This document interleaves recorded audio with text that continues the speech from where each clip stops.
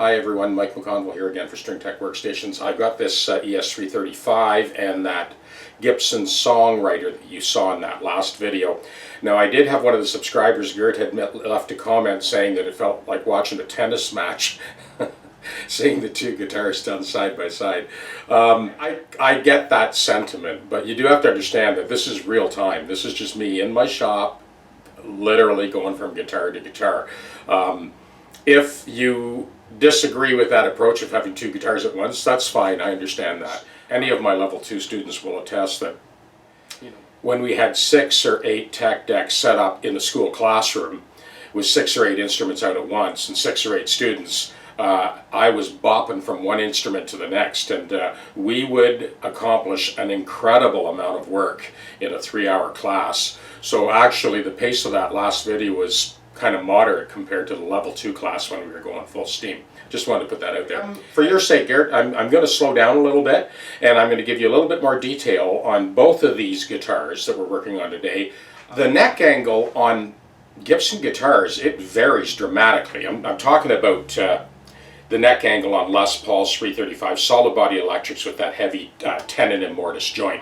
The neck on this 335 is actually set back quite a bit like this. So what that means is that the bridge needs to be raised up quite a bit for the strings to clear the fingerboard. Okay, I'm going to zero in on the tailpiece and explain what the options are, because I know that there's a big contingent out there that like to do the wrap-around tailpiece. I don't generally agree with that, but there are some instances where that might be the best solution. And with this guitar, it's kind of borderline. We can go one way or the other. I'm going to show you both choices that you have to set this up to get the strings to clear the back of the casting on the bridge and for the string path to go uninterrupted from the tailpiece directly to the focal point on the tip of the saddle. There's 2 ways we can accomplish that. We can raise the tailpiece up until we have clearance, or we can do our wraparound. Now I know that Jason, one of my level 2 students, had an SG that he brought to class, and that's what we ended up doing. And for his SG, that was the best solution. So I want to bring that up with you here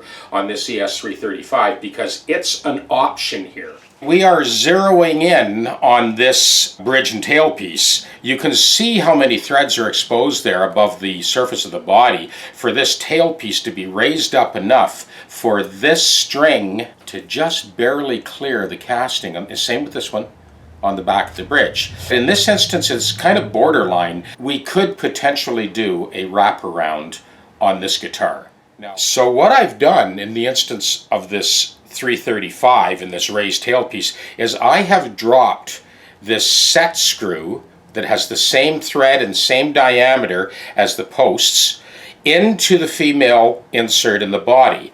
Then these posts are actually tightened up against that insert. So both of these posts, even though they're raised high up like that, there's no tipping or wobbling. They are rock solid, tightened against this fastener on the inside of the female insert. So I do concede that this is a borderline candidate for a potential wraparound.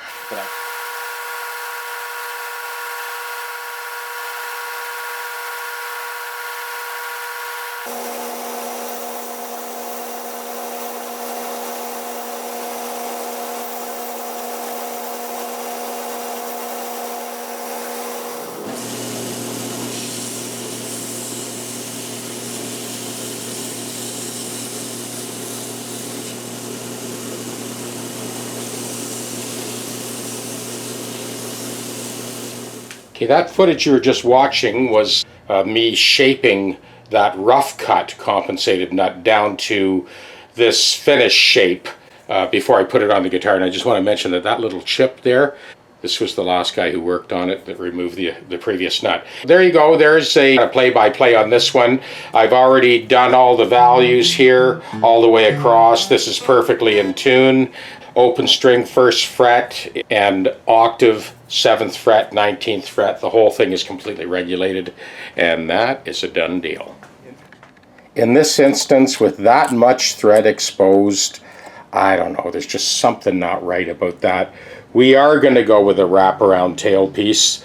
So I feel a little guilty now because I was kind of letting into Derek about his wraparound tailpiece. Now on his guitar, sorry about that, Derek.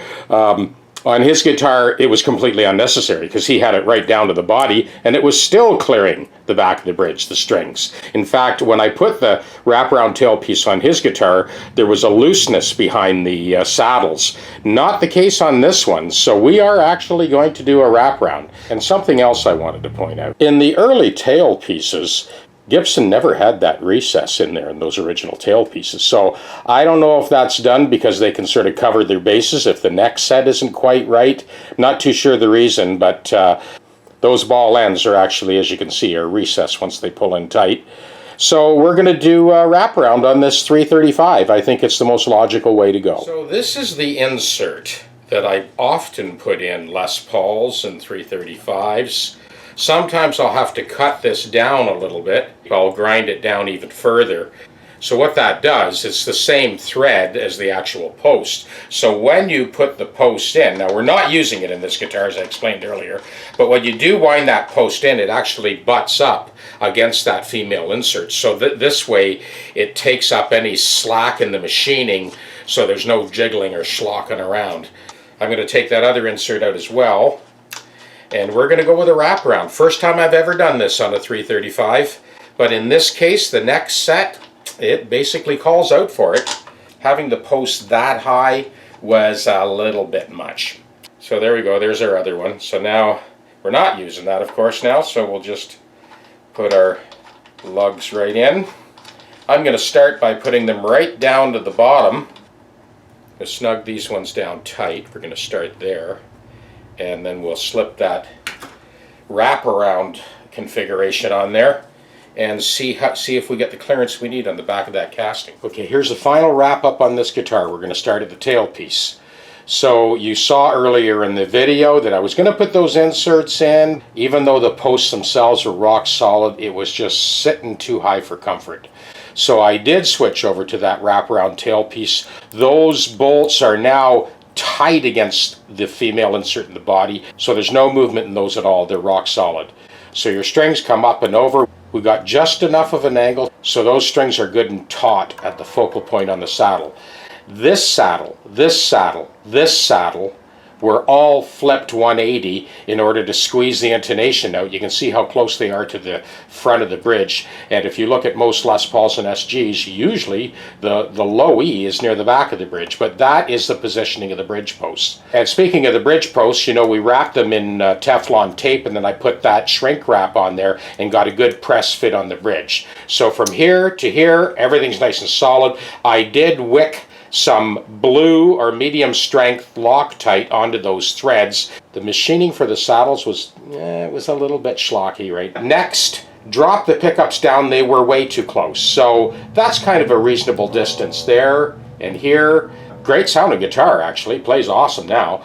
And that pretty well wraps it up for the tailpiece, bridge, and pickup height. From this perspective, we got the action down beautiful, both sides, without any extraneous buzzing. The frets have been leveled, crowned, and polished as always. And we have this compensated nut that's been intonated for 11 to 49 strings at concert pitch. And for the first time since this guitar was made, that's probably why it changed hands so quickly, because it's basically a mint guitar. I don't think it was ever played. The tuning was never stable enough. Well, it's stable now. You'll have a listen in a second. Here's the wrap up on the Gibson Songwriter. That compensated nut is intonated. It's completely done now. Frets, there were multiple spots along the length of this fingerboard that needed to be dressed, recrowned, and polished. The saddle was actually dropped down a little bit. The sculpting on the crown of the saddle was good, but it was a little high on the bass side. So we dropped that down. This thing plays like a dream now. And this is concert pitch, 12 to 53 strings. So both Gibsons are done. You'll hear them both in a second. Okay, we'll start by giving you the wrap up on this Custom Shop 335. One thing I did notice too is there was never a pick guard on this thing. There was no screw holes to put a pick guard, so obviously never went on here. And it's got this, I don't know what that is, like a silver burst or something. Never seen anything quite like this before. Kind of an A minor bassa. We'll call it the Biga de Bassa. Anyway, so I looped it on this, so we'll just let that play. Here's the neck pickup.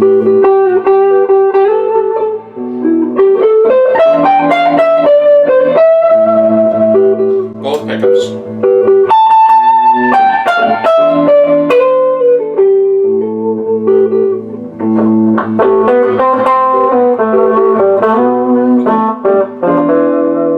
Now straight bridge.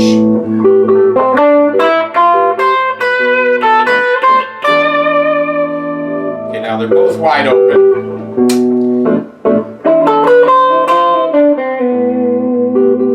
Now I'm going to turn down the bridge pickup slightly, the volume, and you hear it bleed to the neck.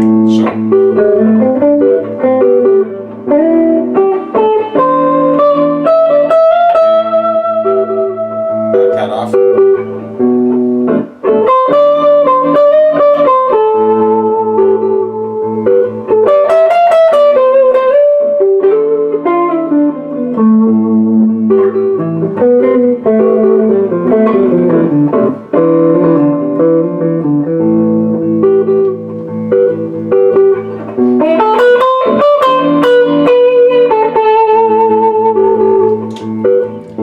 Neck pickup only.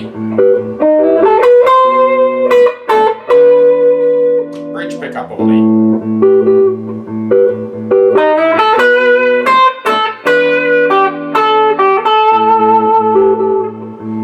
Both pickups.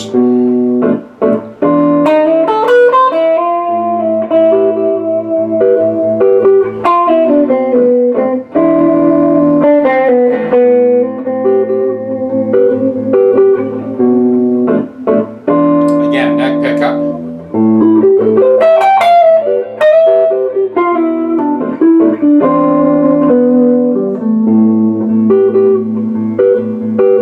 Bridge pickup.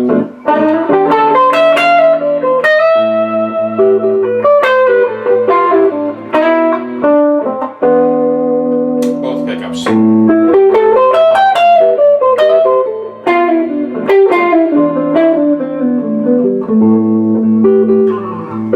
Yeah, so that's it for this guitar. It's finally perfectly regulated, perfectly in tune, and it's doing what a 335 should do. Awesome guitar. Cheers. This is our songwriter.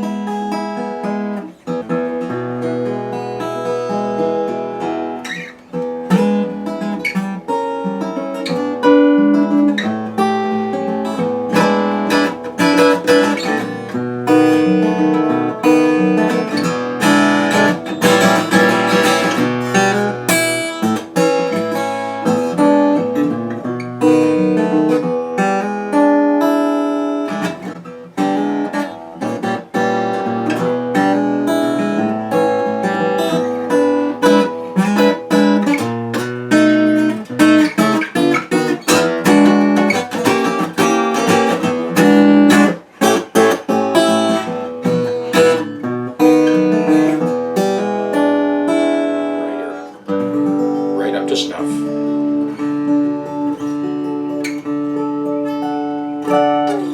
And I'm sure my regular subscribers are sick of hearing me do the same chords over and over,